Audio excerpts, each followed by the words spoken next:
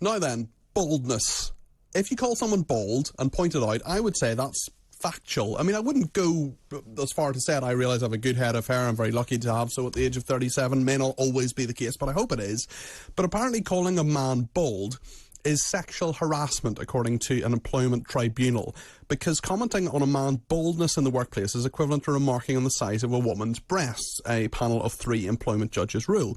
In our judgment, they said, there is a connection between the word bald on the one hand and the protected characteristic of sex on the other. We have a bald man live in the studio. I mean, that is a factual point, Tech Up Dave, isn't it? I mean, that is a factual point. But how do you feel when, if someone, I mean, I've just pointed out the fact that you're, you know, a little bit follicularly challenged. I mean, does that matter to you? Is that something you're sensitive about? No, I'm just going straight off to HR immediately after I come out of here. Excellent, yeah. Not only did he point it out, he did it live on air. Exactly. I mean, what do you think of this case? What are your thoughts on this? Is it a case of the world's gone mad again? Well, I mean, the guy was being bullied, I think, and I mean, it wasn't just someone saying you're bald. No. So in that case, yes, I can see the case, but I can't see how it comes under that heading. It's just bullying in some respects. Heading being the operative word there. And you know, is there a pattern, for example, as well as a pattern baldness? Tell me, there are some. I mean, some people find bald men very attractive. Exactly. I mean, look at movies. How many bald people can we find in movies? Well, the bad ones like Lex Luthor in Superman. Yeah. There's Blofeld in James Bond. Gru in Despicable Me. Haven't seen Despicable Me, I'm afraid, but is it a good one? Hopeless. And who are there heroes who are There bald? are heroes as well. I mean, the various grades. They're like Uncle Fester in The Addams Family. Yes. Of course, there's Kojak, Telly Savalas. He was bald. Walter Who White. loves ya, baby? Where's your lollipop? Indeed.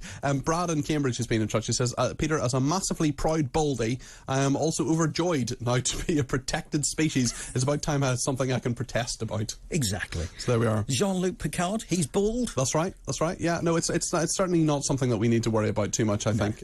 And of course, if you look at the ladies as well, there's like G.I. Jane. Yep, G.I. Jane. And there was Ripley in Alien.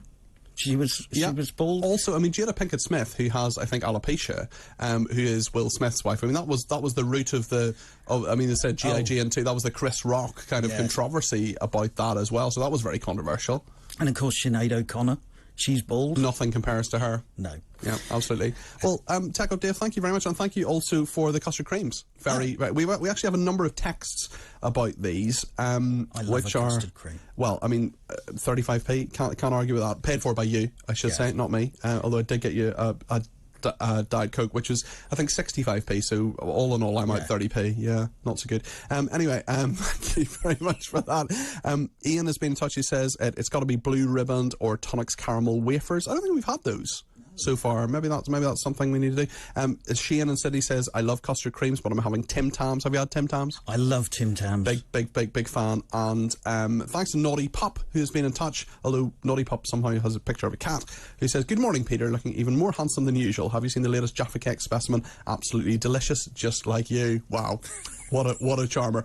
Tech Up Dave, thank you very much. Thank you. Indeed. Really appreciate that, and appreciate your thoughts and actually willingness to come on and discuss being bald, because not everybody would want to come on a national radio station and discuss it. How old were you when you started going bald? I can't remember, to be entirely honest. It's just been a figure of fun that people have picked on me for a long time, especially when it started receding, which was sort of like late teens, early 20s. That's when the joke started. But the people who have been picking on me have now gone completely bald. They've gone bald themselves. So I win. Yeah, you win. Absolutely, you win.